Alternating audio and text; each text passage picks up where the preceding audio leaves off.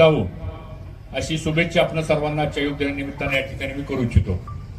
आपल्या इंदापूर तालुक्यामध्ये पतंजली जे आमचे काम करणारी जी संघटना आहे त्याचे आमचे गुरुवर्य अनपट सर, दळवी साहेब, सर्व उपस्थित आमच्या सहकारी बंधू भगिनी, आपल्या कॉलेजचे प्राचार्य सरोदे सर, भुजबळ सर आणि उपस्थित सर्व बंधू भगिनी, विद्यार्थी विद्यार्थिनी आणि माझ्या तरुण सहकारी मित्रांनो, आजचा हा 10वं वर्ष आहे आणि आपल्या देशाचे लोकप्रिय पंतप्रधान आदरणीय नरेंद्र मोदीजींनी संपूर्ण जगाला भारतानं काय देणगी दिली असेल तर ती नित्य नियमाने योगा करण्याची देणगी ही सगळ्या जगाला जर कोणी दिली असेल तर ती नरेंद्र मोदीजींनी दिलेली आहे। मी त्यांचं मनापासून अभिनंदन करतो। आपण सर्वांनी टाळ्या वाजवून त्यांचंही अभिनंदन करतो।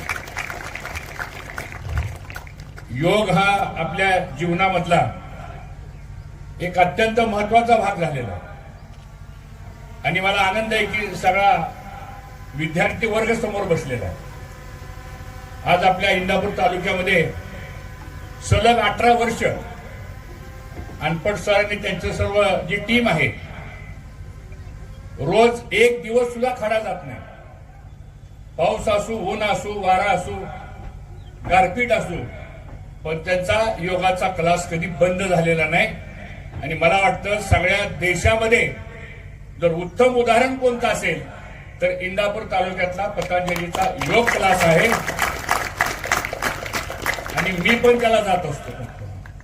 त्यामुळे आपण सर्वांना माझी विनंती आहे आणि सूचना पण आहे की आजच्या दिवसापासून जे कोणी योग करत नसतील त्यांनी रोज किमान अर्धा तास तरी आपण योग केला पाहिजे।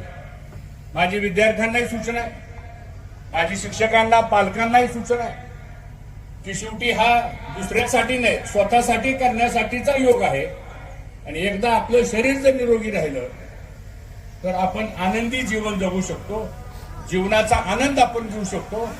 अशा पद्धतीचं काम मला वाटतं ह्या योगच्या माध्यमातून आपण करावं। आपल्याला नेहमी एखादी गोष्ट जर करायची नसेल तर आपल्याकडे कारणं अनेक असतात आणि एखादी गोष्ट जर करायची असेल तर आपण त्याकडे दुर्लक्ष करण्याचा प्रयत्न करतो आणि म्हणून देशाचा पंतप्रधान जो 18-20 तास काम करतो ती व्यक्ती जर रोज 1.5 तास योग करत असेल तर त्यांच्या एवढं तर काम आपल्याला नाही ना सोडते। म्हणून मला आपल्या सर्वांना सांगायचं, आज आपण शपथ घेणार का नाही? शपथ आहे विद्यार्थिनी मुली, होय का नाही? आवाज येत नाही। काय शपथ घेणार? रोज योग करणार का नाही? आवाज येत नाही। करणार का नाही योग रोज? मुलांची काय परिस्थिती आहे? होय, मोबाईल बघू नका।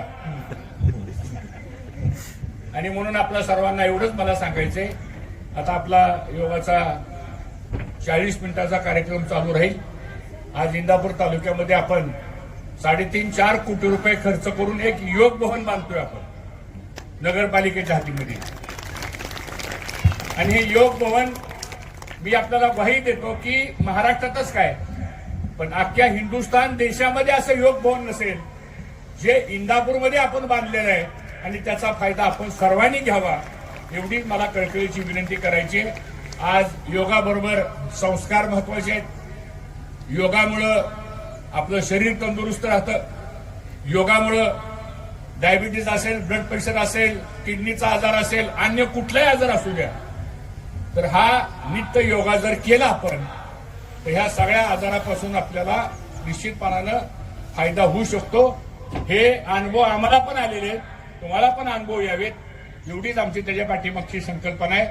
आज अनपट सर आणि त्यांच्या सर्व टीमला एकदा आपण सर्वांनी टाळ्या वाजवून त्यांचं अभिनंदन करा। ते कुठली फी घेत नाहीत, त्यांचं कुठलं मानधन नाही, त्यांना कुठला पगार नाही, पण हे दिवसातले 4-4, 5-5 तास हे समाजाकरता योग शिकवण्याचं काम करतात आणि मला असं वाटतं आमच्या भगिनी सुद्धा मोठ्या प्रमाणामध्ये आता हे योगामध्ये पुढे आलेले आहेत। योग शिक्षिका म्हणून, योग शिक्षक म्हणून, ट्रेनिंग म्हणून खूप मोठ्या प्रमाणात ह्या लोकांनी सुद्धा काम केलेलं आहे. आणि म्हणून आपलं आता जवळजवळ 35 ते 40 शाळेमध्ये ह्या योग शिक्षिका आणि शिक्षिका जातात. मला वाटतं सर आपल्या जेवढ्या कॅम्पसमध्ये मुलं मुली आहेत त्यांना सुद्धा आपण आता आपल्या टाइम टेबलमध्ये एक किमान अर्धा तास तरी, एवढं ग्राउंड आहे आपल्याला चांगलं, बऱ्याच ठिकाणी आपल्याकडे व्यवस्था आहे, यंत्रणा आपल्याकडे आहे, त्याचा वापर नवीन पिढी ही तंदुरुस्त करण्याचं काम आज आपल्याला या ठिकाणी करावं लागेल. मी बघतोय आताच्या मुलांची उंची, मुलांची शारीरिक क्षमता, बुद्धी वाढली आपली सगळी, मेरिट वाढलंय आपलं सगळं, चांगली गोष्ट आहे, अभिनंदन. टेक्नॉलॉजी वाढली, चांगली गोष्ट आहे, अभिनंदन. पण आपल्या शरीराचं काय? हे सगळं कधी आपलं उपभोगता येईल?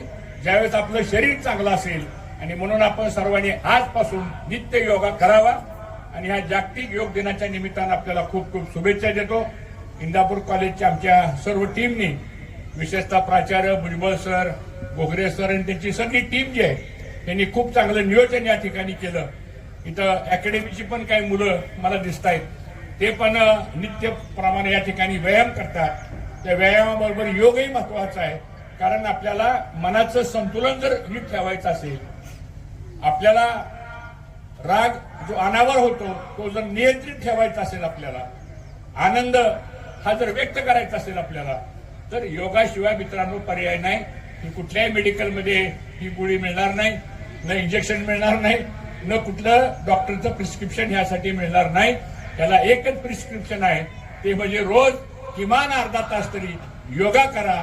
एवढंच आवाहन करतो, आपल्याला शुभेच्छा देतो आणि अनपट सरांनी पुढचा कार्यक्रम चालू ठेवावा. धन्यवाद.